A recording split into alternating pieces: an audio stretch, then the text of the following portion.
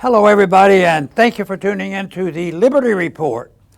With us today, we have Daniel McAdams, our co-host. Daniel, good to see you this morning. Good morning, Dr. Paul. How are you this morning? I'm doing fine, trying to sort things out and looking for a spot where there's peace and tranquility. And it seems like any country I go to where we have a presence, there's not enough peace and tranquility. Yeah. I sure hope the determination of the new administration will find those places and encourage it. But some days I think maybe we're not on the verge of that happening, break out. So we want to talk about today about Ukraine. It's been around a while. Even before the mischief of 2014, we talked about Ukraine and what the Russians wanted to do. The Russians were going to invade Ukraine, which was all fibs, because NATO, with the U.S. encouragement, was getting ready to take over Ukraine. And I'm just wondering now, Daniel, whether the plan might have been long-term, that maybe their goal was to deal with the minerals of Ukraine. And that was the strategy, because certainly now, you know, same old story again. We go in and it's not partisan, it's bipartisan. Just think of what was going on, you know, back in the 70s. There was Iraq and all these places, Syria, you know, and minerals and oil are always in charge. But to get the American people to go along, why are we doing this? Why are we invading? And think that, you know, after a lot of people die and we spend a lot of money, we need to be paid back, so give us your oil or give us your minerals. And this is what's going on now. Our government, our current administration is insisting that we get paid for all our effort.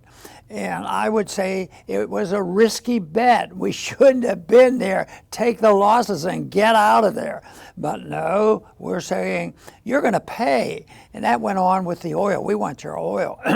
Happened in Syria. And this is a big deal, because over the weekend, the administration came out very strongly that they want payback. Yeah. And they want the minerals. We don't have them.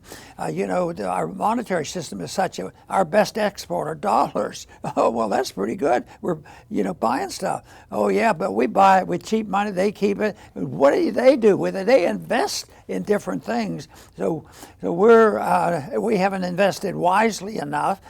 Even though we have a presence around the world, it seems like we have to devise some scheme to capture the precious metals, precious minerals. Yeah. And that's what's going on now. There was an insistence by the administration that we want our money back. We invested a lot, and I hate to even use that term. It's not investment. It's something a little bit more negative than that. Well, you know, Trump is an investor. He's a real estate developer, and I think he should know, as a successful businessman, sometimes you just have to realize these are sunk costs and you have to walk away from them. Because I see with this now, what we're talking about, and we'll put up the segment of it, we're talking about a recent interview he did with Brett Baird, where he talked about, we want the rare earths, he calls them, the rare earth minerals from Ukraine. We want to get paid back. We want $500 billion worth of your minerals to pay us back. Now, put up that first clip. Apparently, Zelensky has agreed. Trump says Ukraine has essentially agreed to allow the U.S. access to $500 billion in rare earth minerals in Ukraine. So, you know, this is sort of a sad tale in a way, because, you know, Trump doesn't necessarily deserve the blame for this. But it was the Biden administration that encouraged this war, did everything to push this war, even as Zelensky was about to sign a deal very early on in the war to end the war. That's when Boris Johnson from the UK came in and said, no, you guys, keep fighting, keep fighting. The U.S. was behind, the Biden administration was behind it. They thought they were going to take down Russia, so they put them into the situation. They've lost an enormous amount of their male population now, and now we want to go ahead and essentially rob them in exchange for that. Well, let's listen to what the president was saying when he was talking about this in the interview. This first clip, if we can play that and give it a listen. Here's what he's talking about.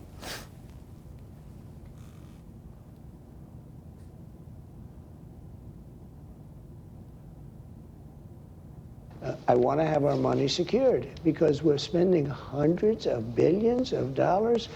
And, you know, they may make a deal, they may not make a deal, they may be Russian someday, or they may not be Russian someday, but we're going to have all this money in there. And I say, I want it back.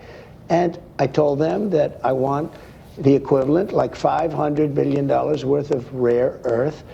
And they've essentially agreed to do that. So at least we don't feel stupid. Otherwise, we're stupid. I said to them, we have to get something. We can't continue to pay this money. You know. Yeah, so unfortunately, it sounds like someone is feeding him some incorrect information, Dr. Paul. And this is reminiscent, if you remember, we talked about it on the show, of Lindsey Graham last year talking about this war is going to pay off. We're going to actually profit by it. You know, we're killing a bunch of Russians, and we're going to steal $1 trillion worth of Ukraine's wealth in the process. Neither of those things are true, but unfortunately, someone is telling the president that, and he seems to believe that we can recoup our losses from this. Yeah, I think this is rather premature, like there's peace and prosperity over there, and we're just making a business deal. But how are they going to deal with Russia? They're already players, you know, in the eastern part, and there's a lot of minerals there. There's more than half of the minerals, you know, precious earth stuff is in Russia's hands right now, and Russia's, you know, if we not us who believe that we shouldn't even be there, but if the NATO and the United States decide, well, if Russia's going to give us trouble, we're going to just have to face up to it. And they're still pretending that, at least the people in Ukraine, the Ukrainians are, you know, in a way, every once in a while they admit they're losing. But most time they're saying, well, all we need to send us more troops from Europe. Yeah. You know, and everything will be okay. But this is not like it's the first time this happened, and Trump really is right in the middle of it. He didn't start the war over there. Yeah. But it was the military-industrial complex is not wholly owned by Republicans or Democrats. There is a coalition, and that's a coalition like that which is so powerful and influences spending. That's why.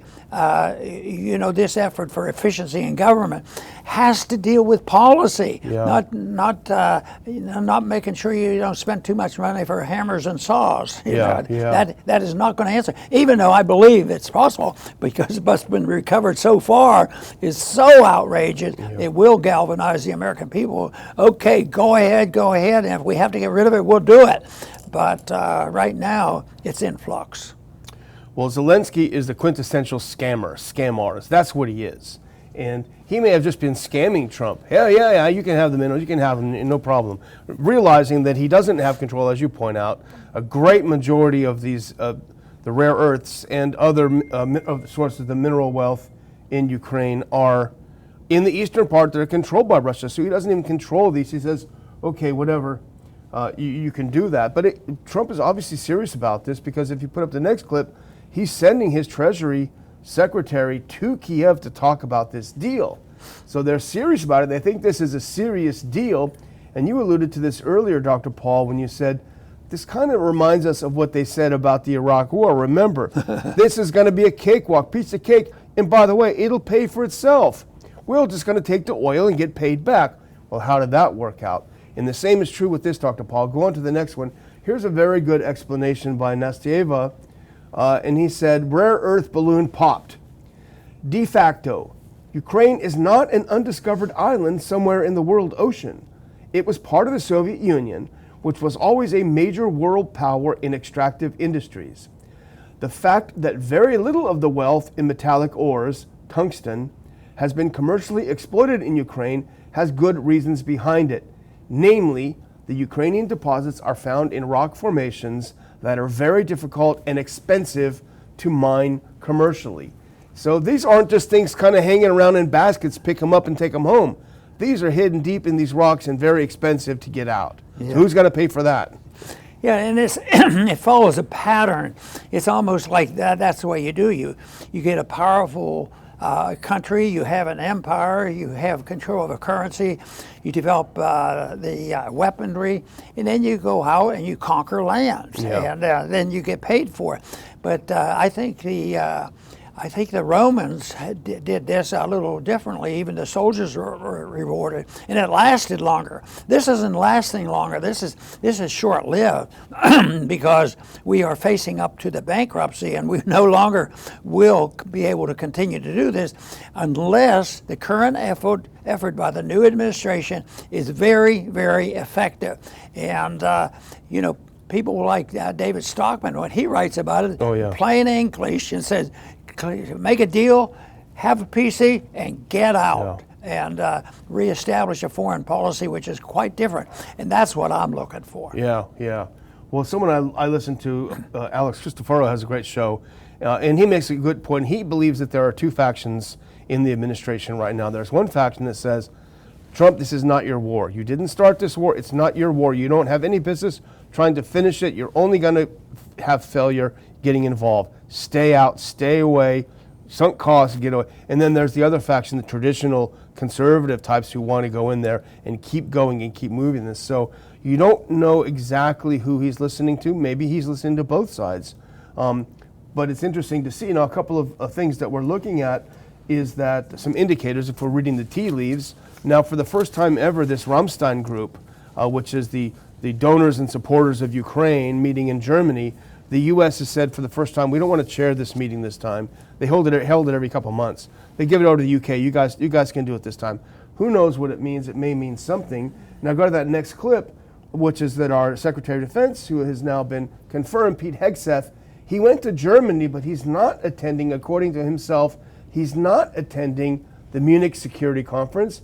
He would prefer to interact with American troops. Here he is training with Green Berets. I think it's actually pretty neat, just this photo. Stirs a little patriotic pride because you remember what Austin was like. He had those 12 masks on and that space helmet on. And here you see, here's a real guy working out hard. And he said, I would much rather go talk to troops than go to cocktail parties. So he's skipping an important event, Dr. Paul, where they're going to talk about Ukraine.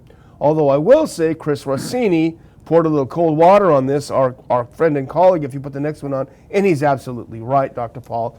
He said, he commented about that last photo saying, I have nothing against Hegseth doing this, but U.S. troops have no business being in Germany. That's not defending America. Hopefully Doge gets to this. Bring them home. And he is right as well. Boy, let's hope so. They say that we're going to conquer the land. Relatively peaceful conditions will evolve. We will be partnerships in this.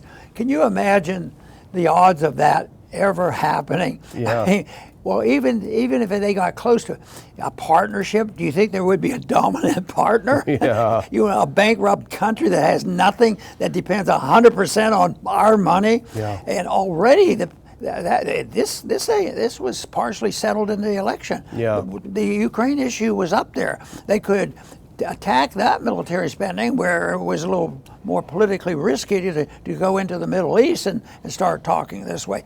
But they did that, and I'll tell you what, there would not be a partnership. There would be a dominant partner, and it's just to me, since nobody seems to learn a lesson from this, that we talk about it, we know about it, we know how rare war should be. Yeah. And the founders try to protect us against it. Over and over, we keep doing this, and it's to me is a sad tale.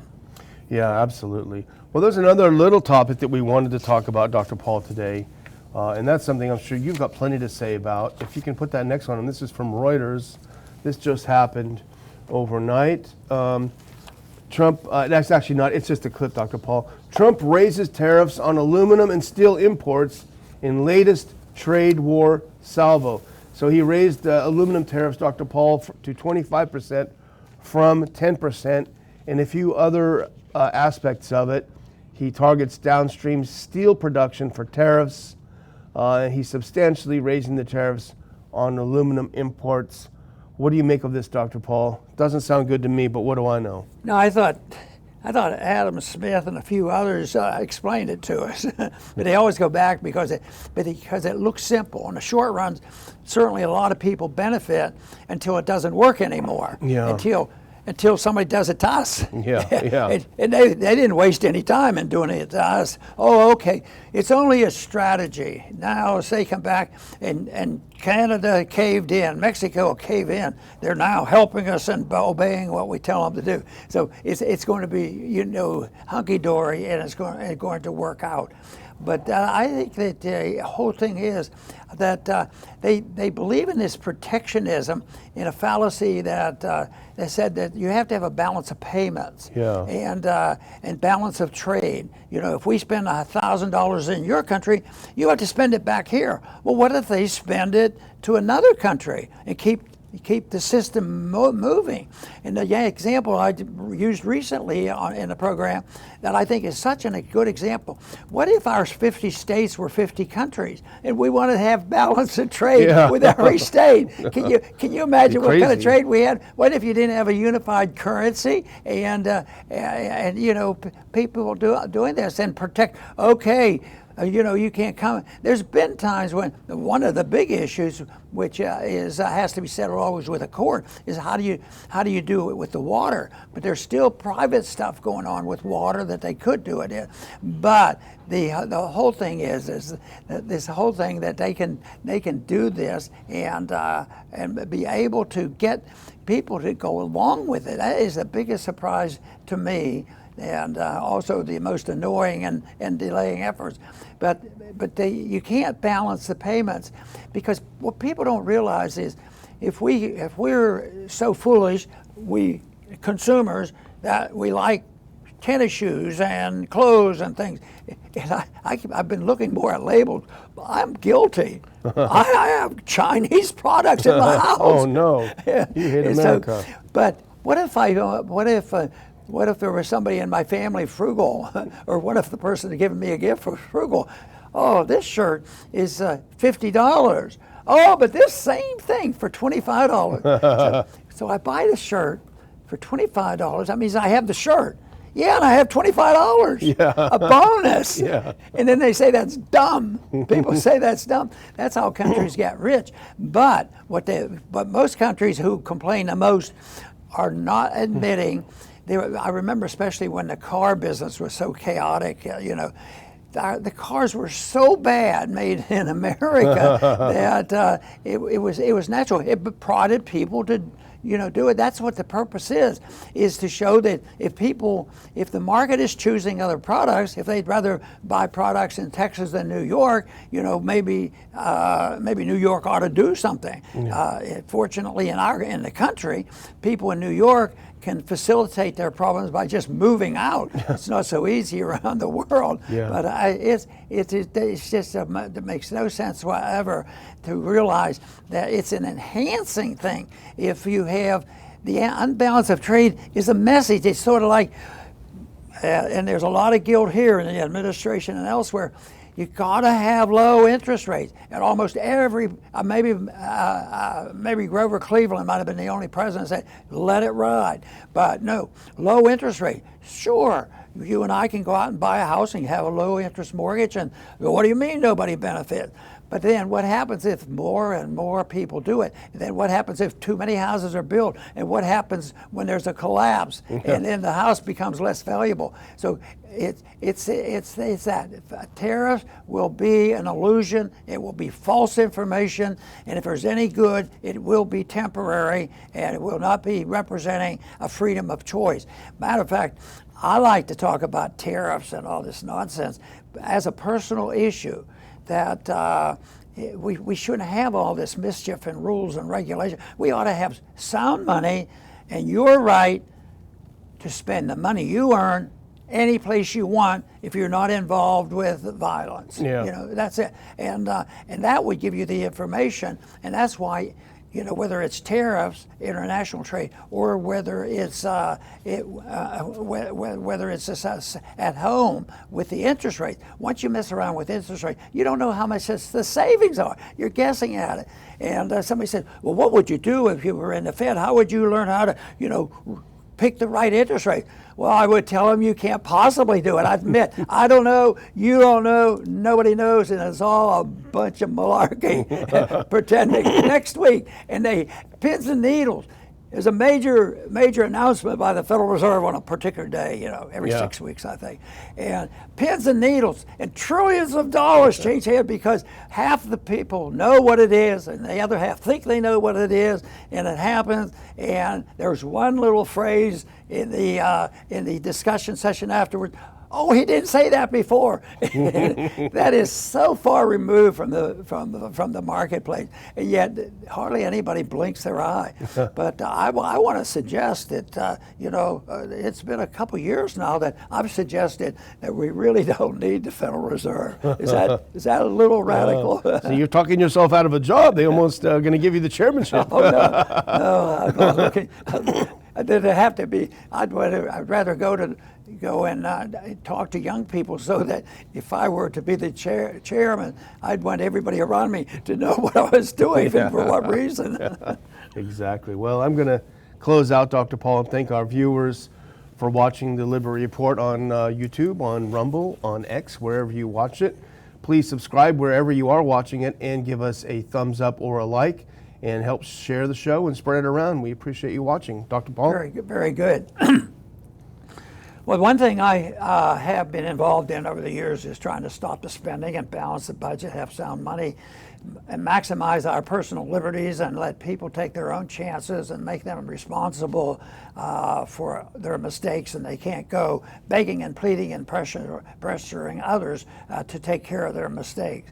But overall, I do think, and I agree with all this activity about waste, fraud, and abuse, because this system that I'm complaining about is ripe for increasing all the waste, fraud, and abuse, and just finding out where it is a job and a half. But to tinker with it and just say, well, if we have this rule, we can find out all the answers. Finding out as many answers and abuse, because this will help mobilize the people. You don't believe it already. USAID has revealed so much. People are becoming furious. The Democrats don't even know what to do because they can't possibly believe this is bad stuff. But my message is that there's something more than waste, fraud, and abuse, because that's what government is: wasteful, fraudulent, and abuse, because they only exist most of the time by taking away the freedom of the individual in our country that was meant to be ours, individuals. We were supposed to have the control. So my argument is that we get into these messes, whether it's foreign policy, monetary policy, or corrupt government, is that our policies are flawed. Whether it's monetary policy, doing dumb stuff and pretending we know what interest rates are, or foreign policy, when we think that we can tide us over by invading a country and saying, you pay us for us, we want your money, and oh, by the way, we hear you have some minerals. The policies have to change, and it's not complex to figure out what kind of policy we should have. To me, it's non-aggression. You're not allowed to tell people what to do, and you can't hurt people. No aggression at all. And under those circumstances, if people lived within that range, and the founders were quite cautious about they didn't say, here's the magic pill and this is what's going to happen. They said it's going to work if people remain a moral people and they follow these fundamental rules that have been spelled out for 6,000 years, emphasizing natural law. And people do know when they're stealing, cheating, and killing unnecessarily. I want to thank everybody for tuning in today to the Liberty Report. Please come back soon.